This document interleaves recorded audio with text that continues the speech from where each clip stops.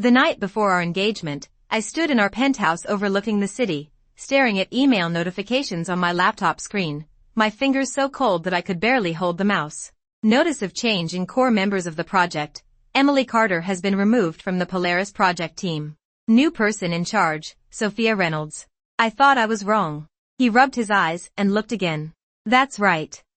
Emily Carter, the founder and lead architect of this project, someone who hadn't taken a full weekend off in 2 years, was kicked out of my project the night before I got engaged. Mark Davis, my fiancé, my CEO, my soulmate, didn't even say a word to me in advance. I pushed open the door to the study and he was sitting on the sofa drinking whiskey, his suit jacket thrown aside and his tie hanging loosely around his neck. The firelight of the fireplace illuminated his chiseled face, which looked so peaceful and natural.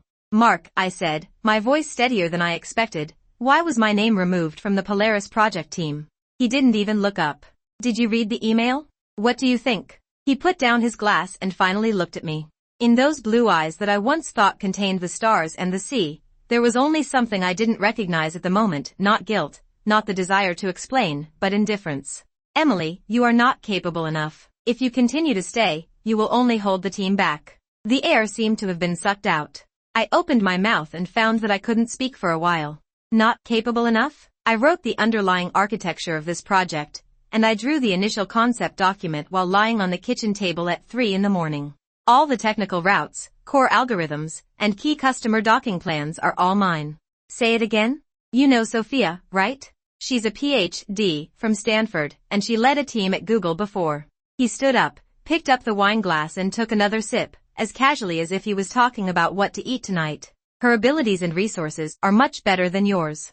If the company wants to develop, we can't let you occupy your position just because you are my fiancé. Taking up position. I worked on a project for 2 years.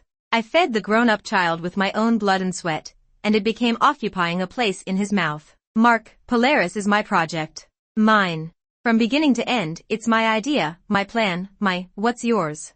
He interrupted me, finally with a hint of impatience in his tone. Emily, you have to understand that you are working in my company. Which of all the resources, customers, and funds did you bring? Do you think that by writing a few lines of code and drawing a few PPTs, the project will be yours? I closed my eyes and took a deep breath. Can't crash. Can't collapse now. Okay, then let me ask you, why did Sophia Reynolds take over? She didn't even attend the kickoff meeting of this project. She doesn't understand the technical core of this project at all. She doesn't need to understand, Mark said. She just needs to be better at managing than you, better at communicating than you are, and better than you at reassuring investors. Emily, you think like an engineer, but you will never become a leader. This is reality. I stared at his face and suddenly felt strange. Is this person the one who cooked instant noodles for me at 3 a.m? Is he the one who hugged me to bed and said, I support you when I was dizzy from working overtime? Or was that gentleness always just a disguise when he needed a useful tool? Mark, I heard my own voice sounding soft, we're getting engaged tomorrow. He finally had a slight change in his expression, but it was only for a moment. So the day before my engagement, you took away my achievements and gave them to another woman, and then told me that I was not capable enough? I didn't take anything away. He put down his glass, stood up, and looked at me condescendingly. The company made the right business decision. If you feel aggrieved, we can talk about your future work arrangements, but don't confuse feelings with career. Don't confuse relationships with career. The words coming out of his mouth were like a knife stabbing into my softest place with precision. Then let's not get married. When this sentence came out of my mouth, I was a little surprised. But the moment I said it, something that had been tight in my heart relaxed. Mark was stunned for a moment, then smiled. That smile sent shivers down my spine. Emily, are you serious? I've never been so serious. He took 2 steps towards me, stopped in front of me, lowered his head. His voice was very soft, but every word was like a nail driven into my bones. You think if you leave me, what will be left? I looked at him. I bought your house, gave you your car, and gave you your job. He counted them one by one, his tone as calm as if he was reading a balance sheet. Of all your connections in the industry, which one was not introduced by me? The supplementary card of your credit card is still in my name. Emily, you are not even your own. I am my own. Yeah? He raised his eyebrows. Then tell me, where are you going if you leave me? What do you use? What do you live on? I turned around and walked into the bedroom, opened the cloakroom door, and took out the suitcase that I hadn't used for a long time. At first he was still watching at the door, as if watching a boring show. It wasn't until I threw the clothes into the suitcase one by one that his expression changed. Are you crazy? I'm wide awake. You know if you go out now, tomorrow the whole industry will know that the woman the Davis family didn't want ran away in the middle of the night dragging a suitcase.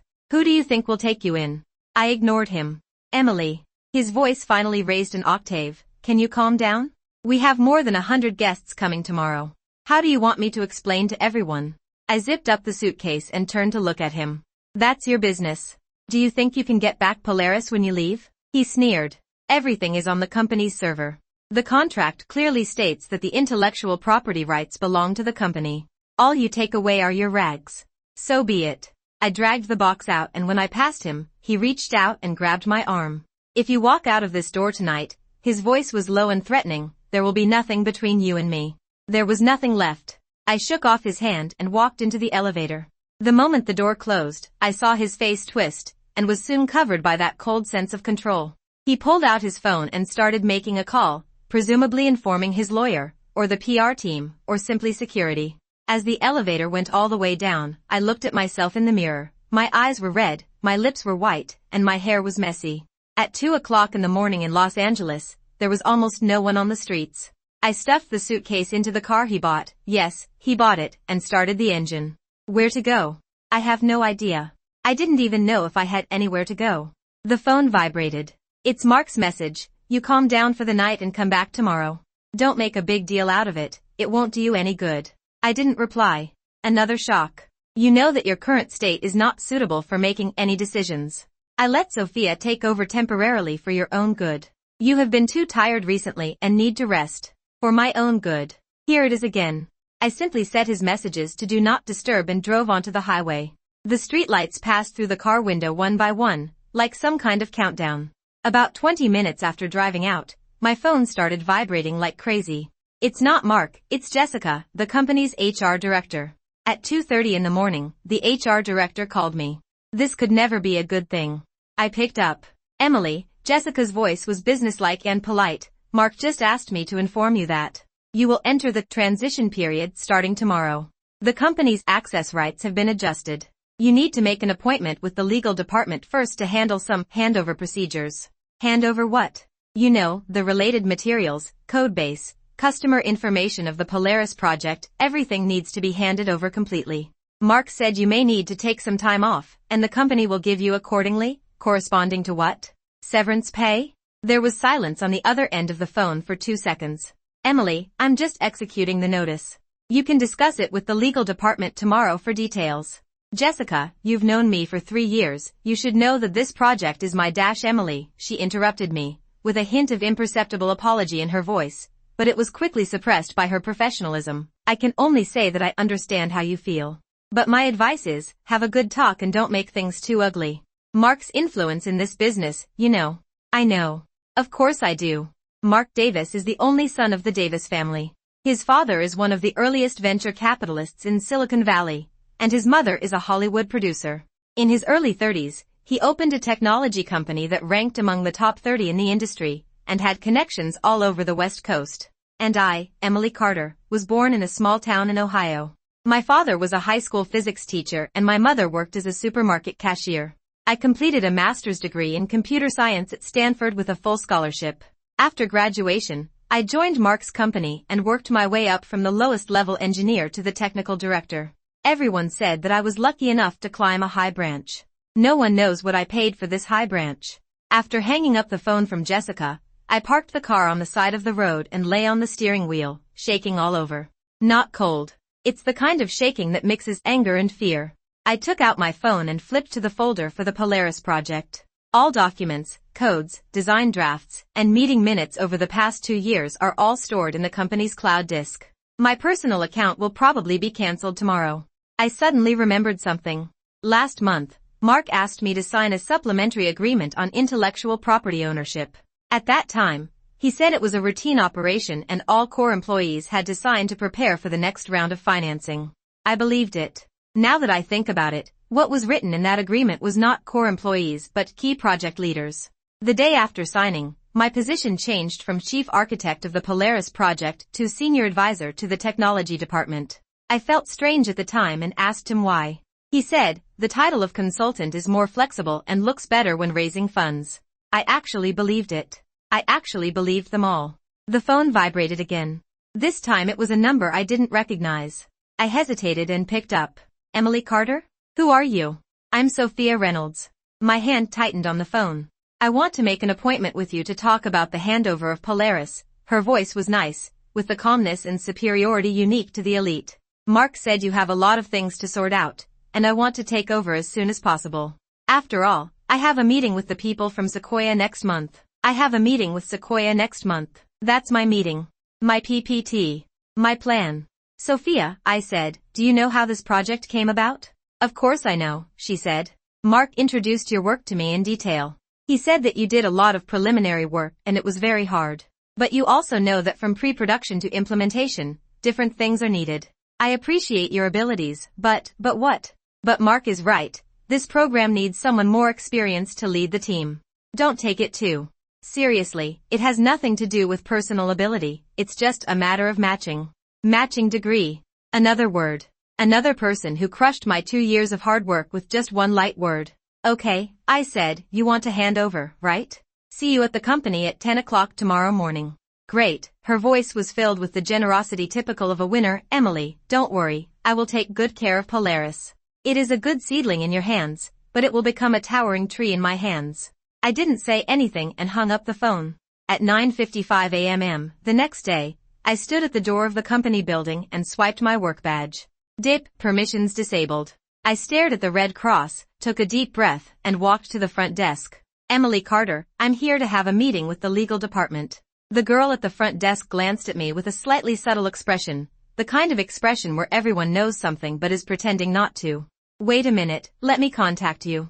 5 minutes later, a man in a gray suit came out and introduced himself as Daniel Walker from the legal department. Miss Carter, please come this way. He took me into a conference room I had never been in before. It was not the sunroom with large floor-to-ceiling windows where we usually hold meetings, but a small room without windows, with only a table and 2 chairs. Like an interrogation room. Sit down. Daniel pushed a folder in front of me. This is your handover list. We need you to confirm that all project materials have been handed over. I opened the folder. Every asset of the Polaris project is listed on it. Source code, architecture documents, customer lists, market analysis reports, patent applications, all the things I spent 2 years building bit by bit were numbered, filed, and turned into company assets. I signed these, and then what? Then your resignation procedures will be processed normally. The company will give you 3 months compensation and a letter of recommendation. Letter of recommendation? Yes, Mark said you have good abilities, but you are not suitable for your current position. With this letter of recommendation, it will be much easier for you to find a job in other companies. I almost laughed out loud. He stole my project, wiped my name, and then gave me a letter of recommendation with good ability, like sending away an intern who performed okay. I want to see Mark. Mark was busy today, Daniel said, and he suggested we deal with the matter directly without his involvement. Let him come. Daniel glanced at me, hesitated, took out his phone and sent a message. 10 minutes later, Mark opened the door and came in. He changed into a dark blue suit, his hair was combed meticulously, and he looked like he was going to meet an important client. Emily, he sat down across from me. What do you want to talk about? You know what I want to talk about. If you want to talk about Polaris, I've made it very clear. This is the company's business decision and has nothing to do with personal feelings. You sign, get compensation, take some time off, and I can help you recommend several good companies. I won't sign. He raised an eyebrow. Then what do you want? I want my project. Your project, he repeated, as if he heard a joke. Emily, I have told you many times, there is no your project in the company. Everything belongs to the company. All intellectual property rights generated during your work in the company belong to the company. This is the law, not my decision. Then tell me, who wrote the original concept document? You wrote it. But when you wrote it, you were using the company's computer, the company's network, in the company's office. So it belongs to the company. What about the core algorithm? Same. What about the customer plans? I negotiated those customers one by one, and I held the meetings one by one. The company's business card, the company's brand, and the company's resources are also used. He spread his hands. Emily, haven't you ever figured this out? All your value is based on the platform given to you by the company. Without this platform, you are nothing. This sentence is like a basin of ice water pouring down from the top of my head. So from the beginning, you knew this was going to happen? He didn't answer, just looked at me. Have you planned it since you asked me to sign that agreement? I didn't plan anything, he said. I was just doing what was best for the company. Emily, I admit you are very talented, but you are too emotional. You treat the project as your child, but it's just a project. What it needs is commercial operation, not maternal care. Mark, do you know what I gave up for this project? What did you give up? I gave up the opportunity to study for a PhD, gave up the offer from Google, gave up - those are your own choices, he interrupted me. I'm not forcing you to stay. It was you who said you wanted to do something with me. Now you are saying this to kidnap me morally? I looked at him. It's been 2 years. For 2 years, I worked 14 to 5 hours a day and spent time in the office on weekends. I compressed all social life, hobbies, and personal life to a minimum just to complete this project. And he now tells me that this is all my choice. Yes, this is my choice.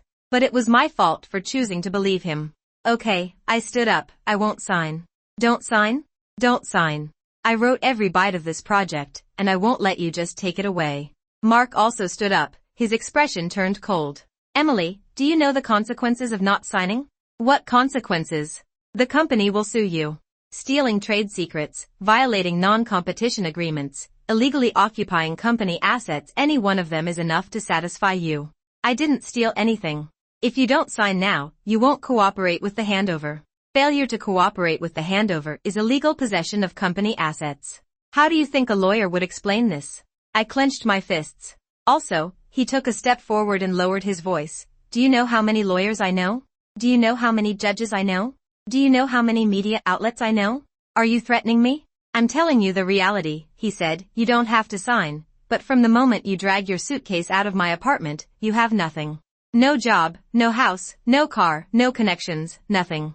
Do you think you can fight me? You can't even afford the attorney fees. He's right. There is less than $20,000 in my bank account. Mark's legal team charges $2,000 an hour. Sign it. He pushed the folder in front of me. Take the money, leave, and start over. This is the best condition I can give you. I looked at the document. The company's logo is printed on the cover, and I designed that logo. At that time, Mark said, you are so talented in everything you do. Okay, I picked up the pen. I'll sign. He was stunned, probably not expecting me to be so straightforward. I signed my name on the last page, and every stroke seemed to be a sentence for myself. Emily Carter. After signing, I put down the pen and stood up. Mark. You'll regret it. He smiled. What do you regret? Regret breaking up with you? Or regret letting you go? You will regret that you did this to me today. He looked at me like a little girl having a tantrum. Emily, you know what? Your biggest problem is that you take yourself too seriously. In this industry, people who are 100 times better than you are laid off, replaced, and forgotten every day. You think you are important, but you are just a part. If a part is broken, just replace it. Then I hope you find better parts. I pushed open the conference room door and walked out. At the workstations on both sides of the corridor, someone looked up at me and then quickly lowered their head. Someone was whispering. Someone was typing on their phone, probably gossiping with a colleague. I walked out of the building and the sun hurt my eyes. The phone rang. It's my best friend, Kate Miller. Emily. Where are you? I heard about you and Mark. Are you okay? I'm fine. Where are you? I'm coming to you. No, my voice got stuck in my throat. Because I opened social media and saw a post from Mark. The accompanying picture is a photo of him and Sophia shaking hands at the company's annual meeting, with the text, "Welcome Sophia Reynolds to join the team and lead the Polaris project to new heights." I thank the previous team for their efforts, but the new journey requires a new navigator. Former team. My name wasn't even mentioned. In the comment area, there were all congratulations, welcome and awesome. One of the comments was particularly eye-catching, coming from our mutual friend, the editor-in-chief of a certain technology media. I've heard for a long time that Polaris needs to be replaced by another person. The original person is really not good at it. Sophia is the right candidate. It turns out that everyone already knew it. It turned out that everyone was looking at me like a fool, working hard to make wedding dresses for others. Kate, I said, can you come pick me up? I'll be there soon. After hanging up the phone, I squatted on the roadside and buried my face in my knees. I didn't cry. I'm just thinking about one thing. What have I been doing for the past 2 years? The next 2 weeks were the darkest days of my life. Mark didn't lie to me. He does have influence in the industry, and it's the kind of influence that says, if you offend me, you can't stay in this business. I started looking for a job and applied to more than a dozen companies, but either came to nothing or was suddenly rejected in the last round of interviews. A former colleague who worked at Google told me privately, "Someone told me that you had major compliance issues at your previous company and we couldn't hire you here for the time being." Significant compliance issues. I was kicked out of projects I was working on and labeled as problematic. At the same time, Sophia began operating the Polaris project in a high profile. She posted a long post on LinkedIn describing how she built this project from scratch. When she gave a speech at an industry summit, the PPT contained all my data and plans, but her signature was changed to Sophia Reynolds. She accepted an interview with Technology Media and said that this project is the most challenging one in her career. The most ironic thing is that One Media wrote a report with the title, "The Birth of Polaris: How Sophia Reynolds Built Silicon Valley's Most High-Profile AI Project in a Year 1 Year." It took her 1 year to take away my 2 years of results. In the comments section, everyone was praising her. Sophia is amazing. This is a true female leader. The people who come out of Google are really different. I turned off my phone and lay on the bed in Kate's guest room, staring at the ceiling. Kate walked in with a bowl of soup. "Emily, you need to eat something." "I'm not hungry." "You haven't eaten in 2 days." "Kate," I sat up, "you think, am I really not good enough?" She put down the bowl and sat next to me. "What are you talking about? If I'm really good, Mark won't replace me. If I'm really good enough, everyone in the industry won't be willing to use me. If I'm really good enough, stop." Kate grabbed my shoulders, "and listen to me. It's not that you're not good enough, it's that they steal from you and then tell you you're not good enough so that you don't fight back. This is the most classic gaslighting, do you understand?" But what? But they succeeded? Yes, they succeeded for now. But that doesn't mean you're really not good enough. Emily, you are the smartest, hardest working, most talented person I have ever met. You single-handedly supported a project and turned it into the most talked about thing in the industry. It's not good. Enough, it's too good, so good that someone wants to take it away. I looked at her and tears finally fell. I have nothing left, Kate. No job, no money, no house, not even my name belongs to me. You still have yourself. Is that enough? She didn't answer. That night, I sat alone on the balcony, blowing the night breeze of Los Angeles, and thought for a long time. I'm thinking, if I give up now and find a job that has nothing to do with technology, or simply go back to Ohio and become a computer teacher at my dad's school, is that okay? At least you don't have to deal with these shit anymore. At least I don't have to be stepped on anymore. At least you don't have to prove anything anymore. I picked up the phone and wanted to call my mother. But when I saw Mark's name in the address book, I stopped. 2 years. For 2 years, I arrived at the company at 7 in the morning and left at 11 in the evening. I also work overtime on weekends. I poured all my energy, time, and talent into that project. Now, it's someone else's. Someone else's name. The achievements of others. The glory of others. And I didn't even get a thank you. No. All I got was "You're not capable enough." I tightened my grip on the phone. No. I can't just let it go. Not to prove anything, not to get revenge on anyone, not even to get the project back. It's for myself, for the Emily who wrote code at 3 in the morning until her fingers cramped, for the Emily who spoke in front of clients until her voice went hoarse, for the Emily who gave up everything for this project. She deserves an explanation. The next morning, I decided to do something. I'm going to find someone. This man's name is Alexander Wayne. The name Alexander Wayne is like a legend in the Silicon Valley technology circle. It's not because he's rich, although he is. It's because he did something 5 years ago. He sold the AI company he founded to Amazon, and then took the money to set up a fund that specializes in investing in undervalued projects and overlooked founders. In other words, his business is to find those good things that have been stolen by big companies, ignored by investors, and undervalued by the market, and then make them shine again. I met him at an industry conference 2 years ago. At that time, after listening to my speech, yes, the first public appearance of the Polaris project, he came to me and said something. "Your project is interesting, but it will never be yours if you stay with this company." I felt at the time that he was trying to sow discord. Thinking about it now, he was probably the first person to see through this matter. I pulled out his business card and sent him an email. The title is simple: "I'm Emily Carter and we need to talk." An hour later, he responded. "Tomorrow at 3 o'clock in the afternoon, my office." Alexander Wayne's office is in an inconspicuous building in Santa Monica. It looks like an ordinary creative studio from the outside, but there is something special inside. The entire second floor is a huge open space, and the walls are covered with prototypes, data charts, and investment memoranda of various projects. When I walked in, he was sitting behind a huge wooden desk with 3 monitors in front of him and a cup of black coffee in his hand. He was wearing a dark gray t-shirt and a thin black jacket. He looked less like an investor and more like a programmer who had just returned from a hackathon. Emily, he stood up and stretched out his hand. I haven't seen you in 2 years. Mr. Wayne, call me Alex, he said. Sit down. What's your drink? Just water. He poured me a glass of water, sat across from me, and said directly without greetings or politeness, I read your latest news. Not so good. It's really not good.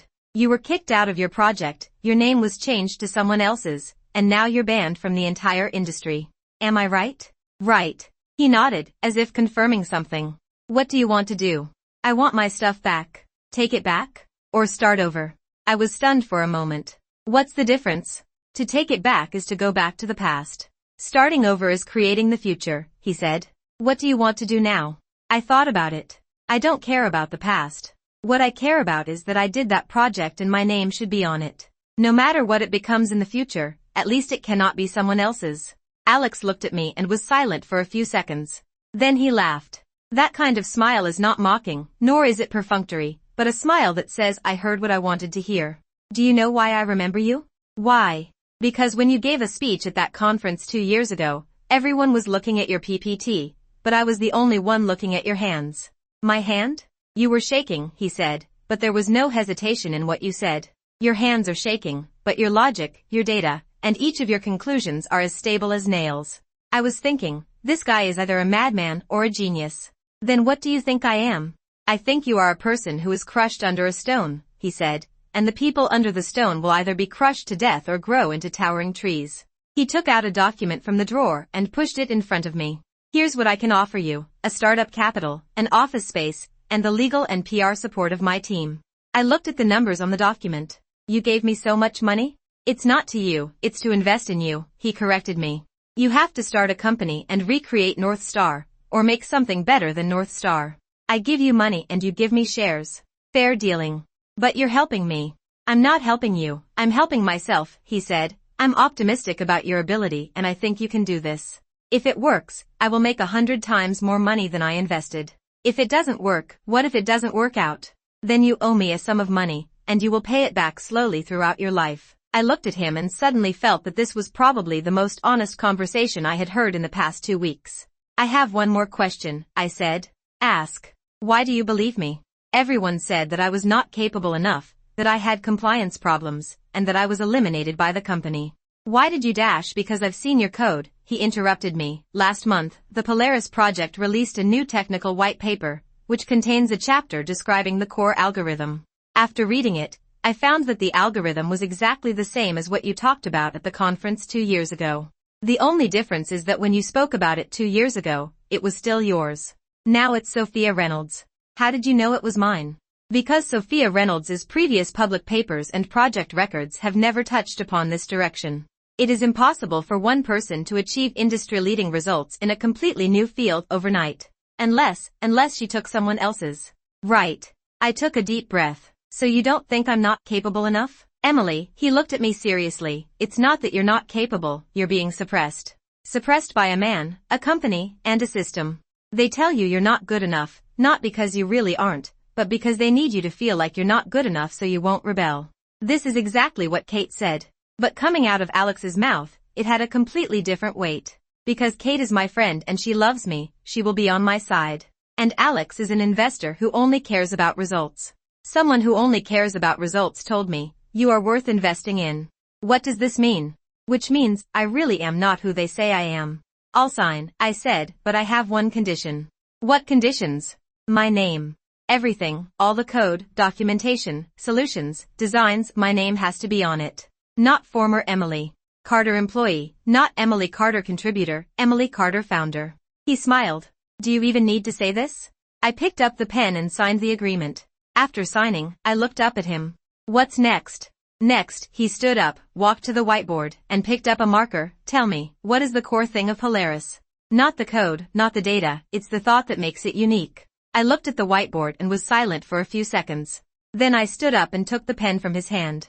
The core of Polaris is not algorithms, it's not architecture, it's not things that can be copied. At its core is a question. I wrote a few words on the whiteboard. How to make AI understand human emotion instead of just recognizing it. Alex looked at what I had written and nodded. Go on. All existing AI models are doing pattern recognition. You input data and it outputs results. But Polaris is different. It tries to understand the intent behind the data. Why did this person say this? What are his emotions? What are his real needs? Today's AI doesn't understand these things. So where is your breaking point? In training mode. The traditional training method is supervised learning, which gives the model a bunch of labeled data and lets it learn to classify. But human emotions are not categories, they are a continuous spectrum. You cannot simply categorize a person's emotions into happy or unhappy. They are layered, contradictory, and contextual. I drew a picture on the whiteboard. I designed a new training framework called emotional embedding. It treats emotions not as labels, but as points in a vector space. Each emotional state has a unique position, and different emotions can be converted, superimposed, and integrated with each other. In this way, AI can understand, for example, if a person says I'm fine, if his emotion vector is between anger and grievance, it means that he is not really fine. Alex's eyes lit up as he stared at the whiteboard. Have you applied for a patent for this framework? Applied. But the patent is in the company's name. Do you have the original documents? Have. I have local backups of all design drafts, lab records, and code. The creation timestamps of these things can prove that I made them first. Where's the timestamp? On my PC. That computer has never been connected to the company's network, and all records are local. Alex turned and looked at me, his expression changing. From that calm investor mode, it turned into an almost excited state. Do you know what this means? What? This means that they steal your work, but they cannot steal the traces of your creation. As long as you can prove that you made these things first, you can go to court. I don't want to go to court. I interrupted him. I don't have the money or the time. And Mark had a whole team of lawyers who could drag the case out for 3 to 5 years until I was bankrupt. Then what do you want to do? I thought about it. I want to do it again. Do it again? Right. The core idea of North Star was mine, but it had been altered beyond recognition at Mark's company. Once Sophia joins, she will definitely add her own ideas and changes. In the end, the project will become a 4-part project, my core and her shell. So I don't need to get that project back. I need to make a better one.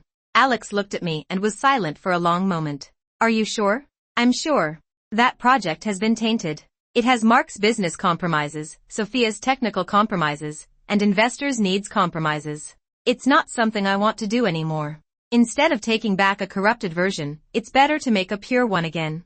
Then what do you need? I need time. About 3 to 6 months. I need a team, not a large team of dozens of people. 3 or 4 core engineers are enough. I need a completely independent environment without being disturbed by anyone. Alex nodded, turned around, walked to his computer, and typed a few words. I'll give you 4 months. I'll help you find the team. The office space is on the 1st floor, with independent servers and networks. During these 4 months, you have no connection with the outside world and no one knows what you are doing here. 4 months later, in 4 months, I'll give you something 10 times better than Polaris. He looked at me and smiled. Then let's get started. I started working in Alex's office. Arrive at 7 in the morning and leave at 11 in the evening. Sometimes I get so involved that I just sleep on the sofa in the office. Kate gave me a few changes of clothes, and she felt very distressed when she saw my appearance. You are risking your life. I'm getting my stuff back. But if you don't eat or sleep, something will happen. I'm fine. I used to work this way. Before you were working for Mark, now you're working for yourself. This is different. She's right. It's really different. When I worked overtime in the past, I always had a vague uneasiness in my heart. Who will the things I make become in the end? Mark said it was ours, but every time the project progressed, his name was always first on the list. It's different now. Every line of code, every design, every decision, all my own. This feeling is very strange. I was exhausted, but I felt at ease. About 3 weeks later, the team Alex helped me find gradually arrived. The first one to come was an engineer named Chris Lee, a Korean American who had worked at Google for 3 years before. He was technically proficient, but his personality was a bit boring and he didn't talk much. The second person who came was a product designer named Maria Garcia, who was of Mexican origin. She had worked at Figma before and had a very keen intuition about user experience. The third person who came was an operation and maintenance engineer named Jack Wilson. He had previously worked in Amazon Cloud Services for 2 years and knew server architecture and security well. 4 people, plus me, are a complete team. During the first meeting, I drew the picture on the whiteboard again and told them the core idea of emotional embedding.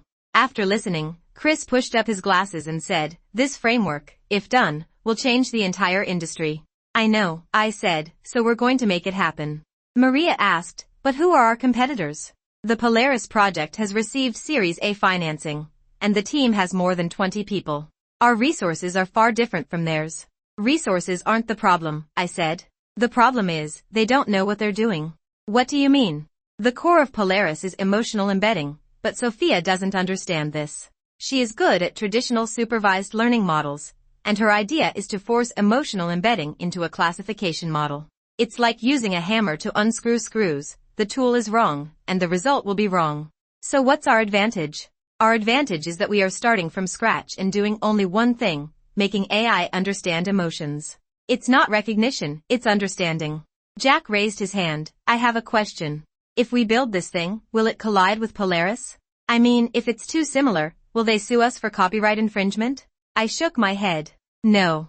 Because the patents applied for by Polaris are all based on the supervised learning framework. My emotion embedding framework was never patented. Mark felt it was too academic and not suitable for commercialization, so it was never submitted. This means that the concept of emotional embeddedness is still blank in law. Chris frowned. "But if he sees our product, will he sue us for stealing his idea?" "He stole my idea," I said. "I didn't steal his. And I have all the original records to prove that emotional embeddedness was something I came up with 2 years ago.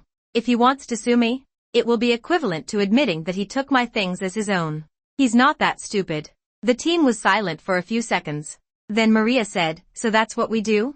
Just do it." In the days that followed, we ran like a sophisticated machine. Chris is responsible for the implementation of the core algorithm. Maria is responsible for packaging the algorithm into a usable product interface. And Jack is responsible for building the back-end architecture and ensuring data security. I'm responsible for everything that's left. We have a weekly meeting with Alex to report on progress. He never pushed or questioned. Every time after listening to our report, we only say one sentence: "Tell me what resources you need." This sense of trust is something I have never experienced with Mark. In Mark's company, I have to prove myself every day. Prove that you are smart enough, prove that you work hard enough, and prove that you are worthy of that workstation, that computer, and that salary. Here, no one asked me to prove anything. They just trust me. This feeling is so strange that I sometimes wonder, is there something wrong? About a month and a half later, one night, I was debugging code alone in the office when I suddenly received a message. "It's Sophia Reynolds. Emily, I want to talk to you." I looked at this message and was stunned for several seconds. What is she looking for me for? I didn't reply. After a while, another message came. "I know you feel uncomfortable, but I think we can sit down and talk. There is something Mark is not doing right, and I can help you communicate with him." Help me communicate with him? I almost laughed out loud. This woman stole my project, used my results to get financing, make headlines, and give interviews, and now she says to me, "I can help you communicate with him?" I replied with 2 words, "No need." She replied instantly, "Are you sure? I understand your current situation very well. The whole industry is spreading rumors about you, and no one dares to use you. If you are willing, I can help you talk to Mark and ask him to cancel the ban on you." Sophia, I interrupted her. "Do you know who wrote the core algorithm of Polaris?" There was silence for a few seconds. "I know you did a lot of preliminary work, but it's not preliminary work. It's all.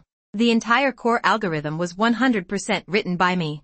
Every page, every formula, every picture you are talking about in the PPT now, they are all made by me.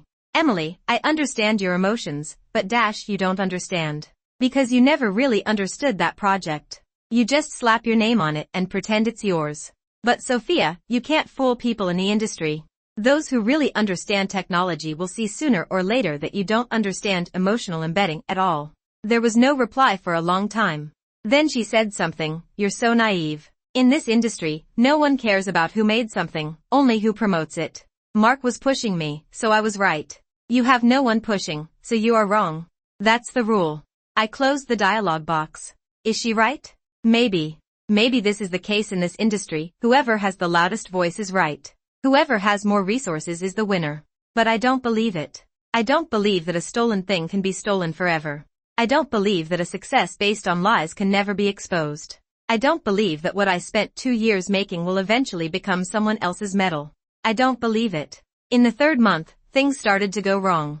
I was testing a key module and suddenly received a letter from a lawyer. From the legal team of Mark Davis. The letter is very clear. Emily Carter is suspected of stealing the company's core business secrets, including but not limited to the source code, architectural design, customer data, and patented technology of the Polaris project. The company has filed a lawsuit in court, requiring Emily Carter to immediately stop all infringement activities and compensate the company for economic losses. I read it again and again. I then forwarded the letter to Alex. 10 minutes later, he appeared at the door of my office with a serious look on his face. Did you watch it? Looked at it. He took action ahead of time.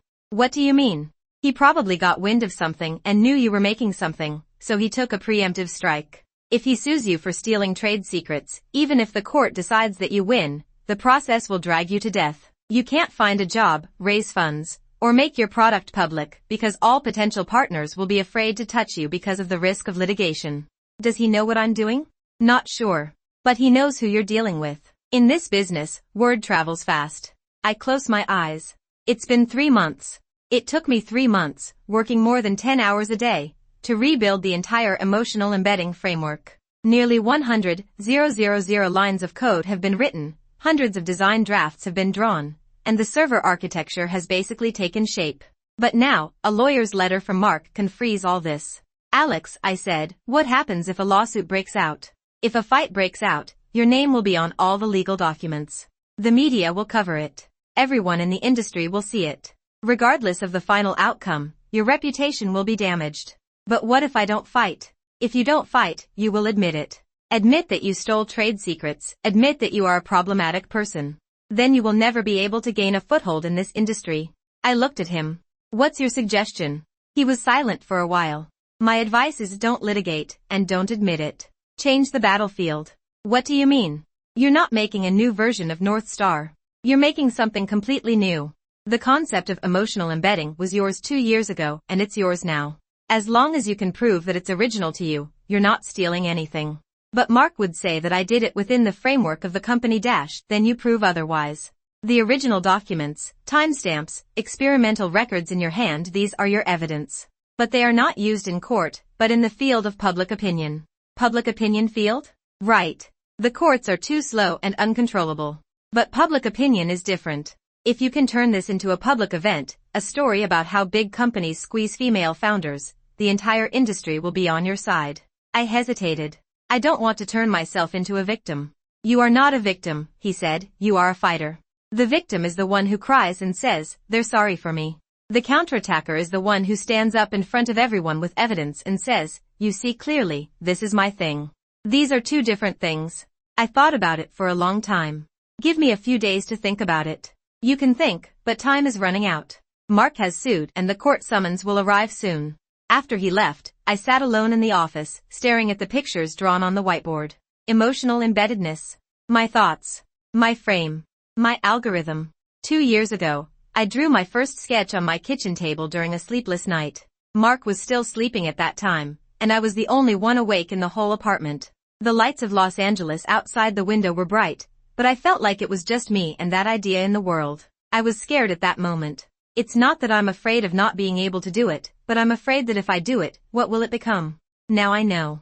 It will turn into a war. I picked up my phone and called Kate. Kate, I'm being sued. What? Mark is suing me for stealing trade secrets. There was silence on the other end of the phone for 3 seconds.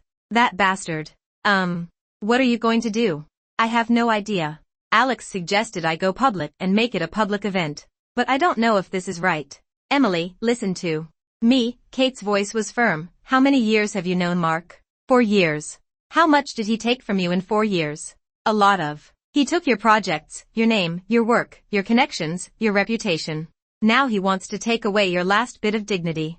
Do you want him to keep taking it? I don't want to - you don't want to be a victim. I know. But you're not being a victim, you're being someone who tells everyone the truth. This is different. What if no one cares about the truth? Then at least you care about yourself. After hanging up the phone, I thought about it for a long time. The next morning, I made a decision. I want to go public. But not in an emotional, whimpering way. I want to use facts, data, and evidence, just like a product launch, to show everyone, this project is mine. It took me 3 days to sort out all the original materials. The creation timestamp of the first version of the concept document, March 15, 2022, 2:34 a.m. The last modification record of the document shows that the last edit was at 4:17 a.m. on March 15, 2022. This document has never been uploaded to the company server and only exists on my personal computer. First version code of the core algorithm, May 2022. Likewise, all timestamps predate any company records of the Polaris project. Full design documentation for the Emotion Embedding Framework, July 2022. It describes in detail how vector spaces are constructed, training methods, and evaluation metrics, all the technical details. Experimental data and results. From August 2022 to December 2023, a full 16 months of experimental records. Every set of data, every failed attempt, every breakthrough, it's all documented. I even found a recording of an internal meeting in January 2023. At that meeting, I showed Mark and a few core members the initial results of emotional embedding. After listening, Mark said something. This direction is very interesting, but it is too academic and investors may not understand it. Can you package it into something more commercial? I said, but commercialization needs to be based on this foundation and cannot put the cart before the horse. He said, then you think of a way. Then he put the project on hold for 3 months until I readjusted the plan and turned it into the commercial language he wanted. Now that I think about it, during those 3 months, he was probably looking for someone to replace me. I organized all the materials and wrote a detailed documentation. Then, I wait for an opportunity.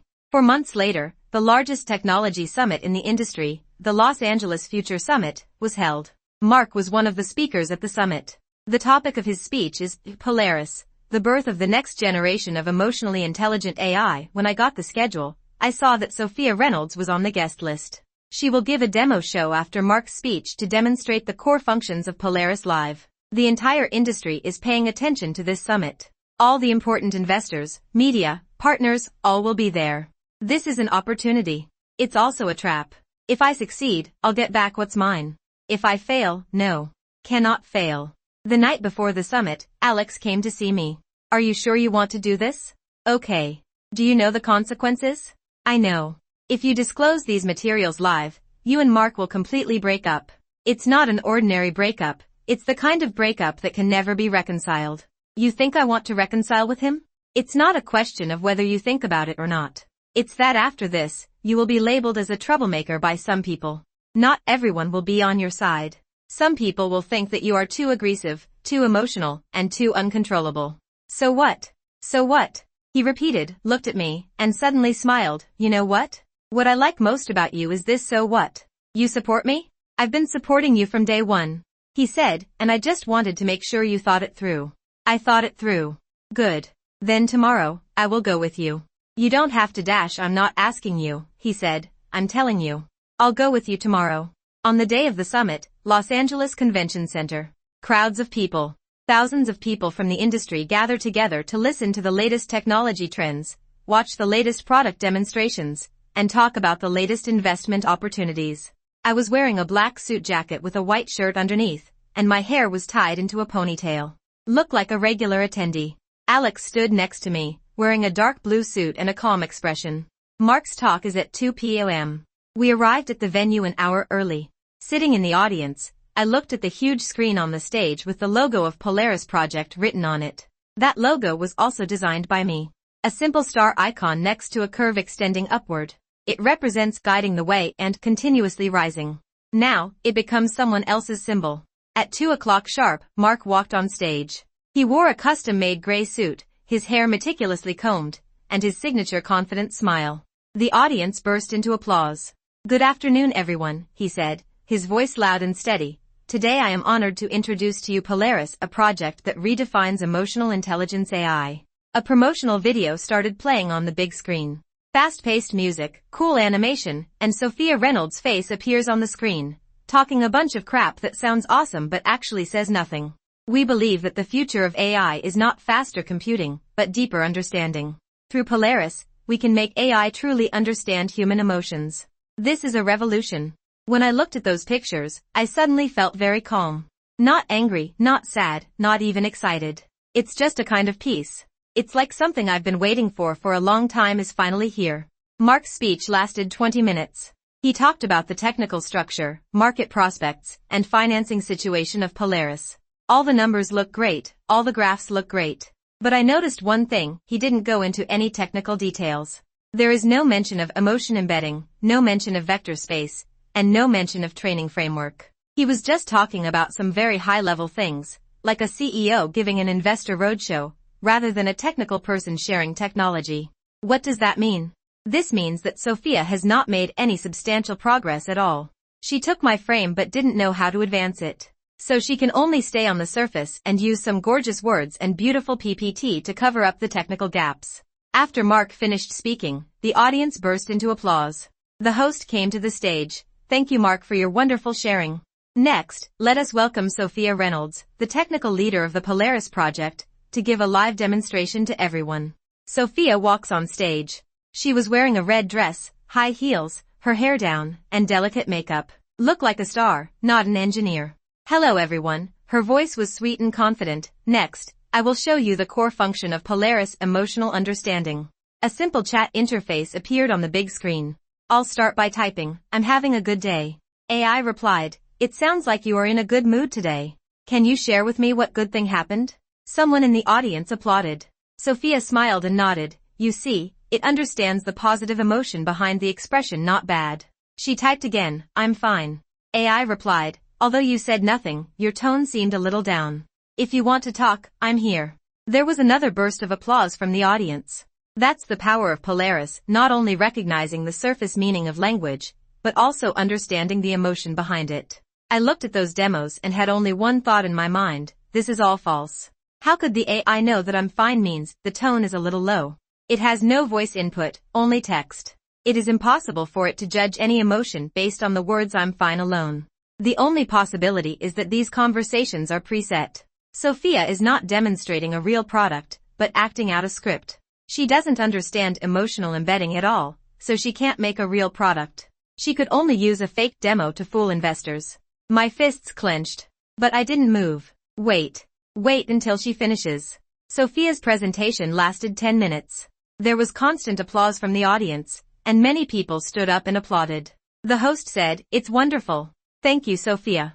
Next is the Q&A session. Everyone can ask questions. The first question came from a reporter. Sophia, can you share the core technical principles of Polaris? For example, how does it achieve emotional understanding? Sophia's smile froze. Well, our core technology is an emotion embedding framework based on deep learning. It maps emotions into a high-dimensional vector space, and then determines the similarity and changing trend of emotions by calculating the distance between vectors. She spoke fluently. But I know that these are sentences copied from the document I wrote. When she spoke, her eyes were wandering because she had no idea what she was talking about. The second question comes from an investor. What is the essential difference between your emotion embedding and the traditional emotion classification model? Sophia hesitated. The difference is that emotion embedding is more flexible. It does not divide emotions into fixed categories, but, represents emotions in a continuous space. What are the dimensions of this space? What methods did you use to train this space? Sophia's smile completely froze. This technical details are not disclosed here. Someone in the audience started whispering to each other. I stood up. Alex glanced at me and nodded. I walked down the aisle and everyone looked at me. Security started walking towards me. But I didn't stop. Sophia, I said, loud enough for the entire venue to hear, it's not convenient for you to reveal it because you don't know.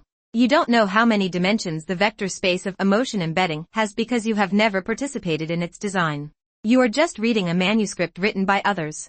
The whole place fell silent. Sophia's face changed color. Mark rushed out from the side stage, his face ashen. Security. Get this woman out. Wait a minute, I said, before you kick me out, can you show everyone the same thing? I raised the USB flash drive in my hand. Here are all the original documents, codes, and experimental records of the Polaris project. The creation timestamps are all between 2022 and 2023, well before Sophia Reynolds joined the company. Mark's face turned even greener. What nonsense are you talking about? I'm not talking nonsense. I turned on my phone and connected it to the big screen at the venue. There is evidence here. I threw a screenshot of the first version of the concept document onto the big screen. It is clearly displayed on the screen. File name, Polaris_concept_V1. MD creation time, March 15, 2022, 2:34 and 17 seconds. Last modified, March 15, 2022, for 17 and 42 seconds. Author, Emily Carter. Some people in the audience began to gasp. I submitted a second one, the first version of the code for the core algorithm. File name, emotion_embedding_V1. PY creation time, May 2, 2022, 19:22 and 8 seconds. Author, Emily Carter. The third picture, record of experimental data. File name, experiment_log_20220815. CSV creation time, August 15, 2022, 11:04 and 33 seconds. Author, Emily Carter. One after another. All the evidence is on the big screen, crystal clear. These documents, I said, were all completed by me 2 years ago. At that time, the Polaris project had not yet been officially launched, and Sophia Reynolds was still working at Google. These things are 100% mine. The audience was completely silent. Sophia stood on the stage, her face pale and her lips trembling. Mark rushed on stage and tried to turn off the big screen. You're crazy. Do you know what you are doing? I know, I said, I'm letting everyone see the truth. The truth? He sneered. What is your truth? You were fired and feel unbalanced, so you came to cause trouble? Am I fired? I looked at him and said, Mark, do you want to tell everyone how I was fired? Am I not capable enough, or do you no longer need me after stealing my project? I interrupted him. Do you want to explain in front of everyone why my name has been erased from all documents? Why is my name replaced with Sophia Reynolds on all the patent documents? Mark opened his mouth but said nothing. Someone in the audience raised his cell phone and was recording. Someone is tweeting. Someone was whispering to each other. A reporter stood up and said, Mark, what is your response to this? Mark took a deep breath and tried to regain his composure. This is malicious retaliation by a former employee who was fired. Her accusation is completely baseless and we will prove it in court. Then you prove it now, I said, right now, right here. Tell me, are these timestamps fake? Tell me, didn't your people take these codes from me? Tell me, did you, Mark Davis, come up with the concept of emotional embeddedness, or did Sophia Reynolds come up with it? Mark looked at me with an expression in his eyes that I had never seen before. Not anger, not shame. It's fear. He is afraid. Not because I told the truth, but because where I told the truth, thousands of people were listening. Emily, he said in a low voice so only I could hear, you'd better leave now. You know the consequences of going against me. What consequences? Are you suing me? You have sued. Are you blocking me? You have blocked it. Did you steal my stuff? You've stolen it. Mark, what else do you want to do? He was silent for 2 seconds. Then he made an action that surprised me. He smiled. That kind of laughter is not friendly or conciliatory. It's a you're done kind of laugh. Okay, he said, if you want to play, I'll play with you. He turned to face the audience and raised his hands. Everyone, I'm sorry that this episode happened. I suggest, wait a minute, a voice came from the audience. Everyone turned to look. Alex Wayne stood up, holding a folder in his hand. I have a document here, he said, his voice low but every word clear, which is a record of all the intellectual property transfers of Mark Davis Company in the past 2 years. It shows that all the patents for the Polaris project had Emily Carter's name in the inventor column when they were first submitted. But in the final round of review, these names were all replaced with Sophia Reynolds. He opened the folder and held up the documents inside. This is the original submission record, which is legally binding. The audience was completely shocked. Someone started clapping. Someone was shouting, oh my God. Someone is on the phone. Mark's face changed completely.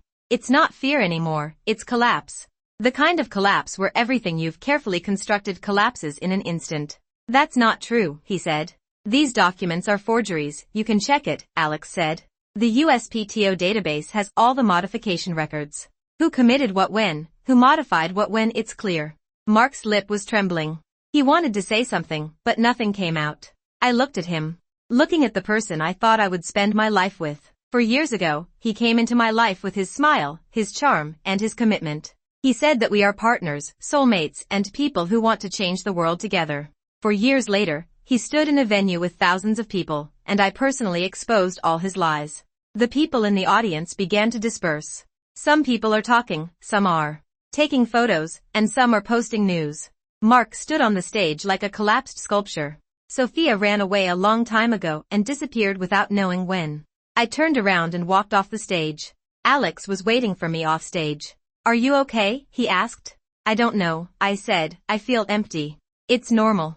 It took you 2 years to make something and another 4 months to get it back. Now that you have it back, you don't know what to do." "It's not that I don't know what to do. It's that I don't know how to face this. I thought I would be very happy, or angry, or relieved. But I have nothing now. It's just empty." Alex looked at me and was silent for a moment. "Come on," he said, "I'll buy you a cup of coffee." "Okay." We walked out of the conference center and the sun was glaring outside. The phone started vibrating like crazy. The messages came in one after another. "Kate, I saw it on the internet. You are so awesome." "Chris, boss, you are on the hot search."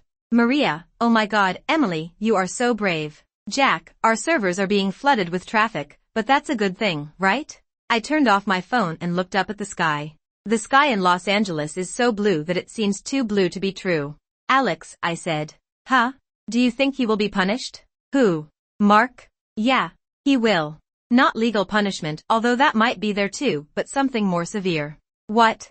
"He lost someone who could really help him get things done. And it was lost in front of everyone. This is worse than any legal penalty." I thought about it. "Do you think he will change?" Alex glanced at me and smiled. "You want to hear the truth?" "The truth won't. Some people won't change. It's not that they don't know what they did was wrong, it's that they don't feel that it was wrong at all. In Mark's world, he did everything right. Stealing your project was right, changing your name was right, suing you was right. Because he felt that he had the right to do so. Why? Because he's Mark Davis. Because he has money, resources, and connections. Because in his worldview, the world is composed of people with power and people without power. People with power can take anything, people without power can only accept it." "Then do you think I am a person with power or a person without power?" "What do you think?" I thought about it. "I don't know. But I know one thing, I don't need his permission to be who I am." Alex looked at me and smiled. "Come on, the coffee is getting cold." 3 months later, I was standing in a new office, facing a floor-to-ceiling window with the Los Angeles skyline outside. There were only 6 people in the office, me, Chris, Maria, Jack, and 2 new engineers. The company's name is North Star AI. Yes, it's the North Star. I didn't change my name. Because this name is originally mine. The Polaris project completely rotted in Mark's hands. After I disclosed the evidence, investors withdrew their funds, partners terminated contracts, and the media received overwhelming negative reports. Sophia Reynolds resigned a month later and sent a lengthy apology letter, but no one cared. Mark's company's stock price fell by 60%, and the board of directors asked him to resign as CEO. He is currently in a lawsuit with several investors, and it is said that the situation is very bad. But I don't care about that. What I care about is, my North Star is back online. It's not the version that Mark changed beyond recognition, but the real North Star, a version rebuilt from scratch based on the emotional embeddedness framework. It's better than the original. Because in Mark's company, any decision I make must consider commercialization, investors' ideas, and market demand. But now, I only have one thing to think about, this thing, right? Yes. Just do it. Wrong. Just don't do it. It's that simple. Today is the product launch of North Star AI.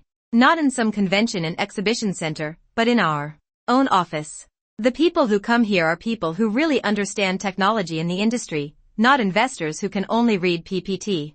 I stood on a small makeshift stage, with about 30 people sitting in front of me.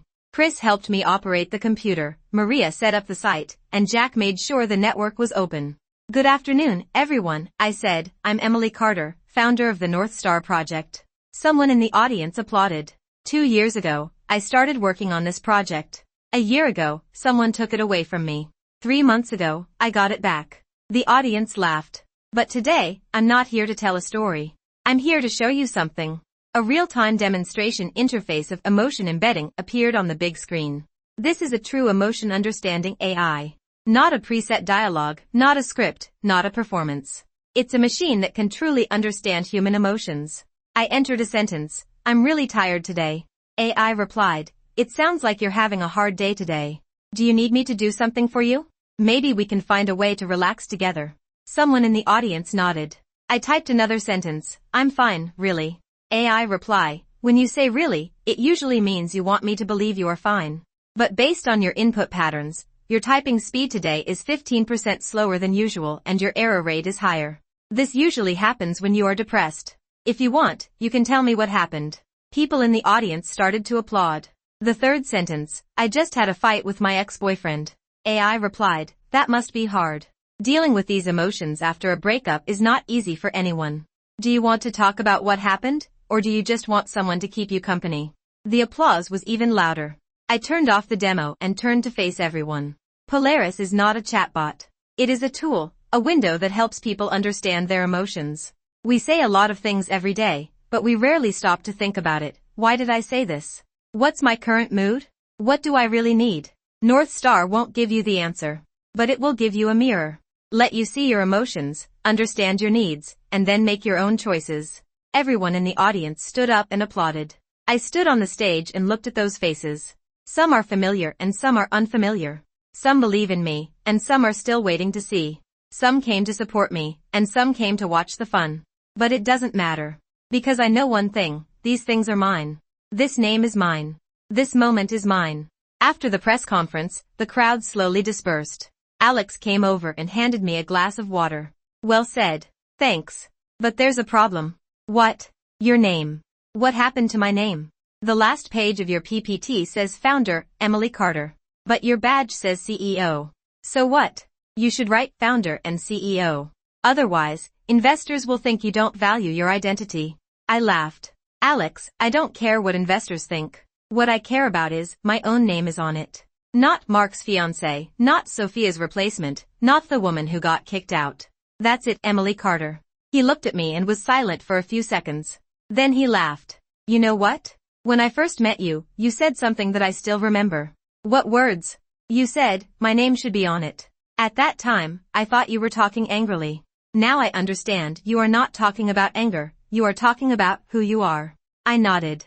Yes. He held out his hand. Congratulations, Emily Carter. You did it. I hold his hand. Thank you, Alex. If it weren't for you, I couldn't do it. You don't need me, he said, you just need a chance. I gave you a chance, and you do the rest. I let go of his hand and turned to look out the window. The Los Angeles skyline glows in the setting sun. In the distance, the penthouse building where I lived looked like a tiny dot. I used to think that it was my home. Now I know that home is not a place or a person. Home is myself. I walked to the desk and picked up the name tag on the desk. It reads, Emily Carter founder. I put it on the table, facing my seat. You can see it every day when you look up. Not to remind myself of who I am, but to remind myself, I have never been anyone's accessory. I'm Emily Carter. I am my own.